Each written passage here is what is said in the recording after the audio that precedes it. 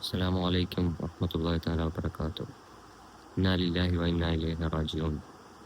വളരെ ദുഃഖകരമായൊരു വാർത്തയാണ് പറയാൻ പോകുന്നത് നൗഷാദ് ബാക്കവിയുമായി ബന്ധപ്പെട്ടുള്ളത്. നൗഷാദ് ബാക്കവി 2 ദിവസം മുമ്പ് ഇൻസ്റ്റാഗ്രാമിലൊരു സ്റ്റോറി പോസ്റ്റ് ചെയ്യുകയുണ്ടായി. വളരെ ദുഃഖകരമായൊരു വാർത്തയാണത്. അദ്ദേഹത്തിൻ്റെ ഭാര്യയുടെ മാതാവ് ഫാത്തിമ ബീവി, 75 വയസ്സുള്ള ഫാത്തിമ ബീവി മരണപ്പെട്ട വിവരം അദ്ദേഹം പറയുകയുണ്ടായി. അതുപോലെ തന്നെ മാതാവിൻ്റെ മയ്യത്ത് നിസ്കാരം നിർവഹിക്കുകയും പിന്നെ ദുആ ചെയ്യണമെന്ന് പ്രത്യേകം അറിയിക്കുകയും ചെയ്തിട്ടുണ്ട്. എന്ത് തന്നെയായാലും ഇൻഷാ അല്ലാഹ് അദ്ദേഹത്തിൻ്റെ ഭാര്യ മാതാവും നമ്മളെല്ലാവരും സ്വർഗത്തിൽ ഒരുമിച്ച് കൂട്ടുമാറാകട്ടെ.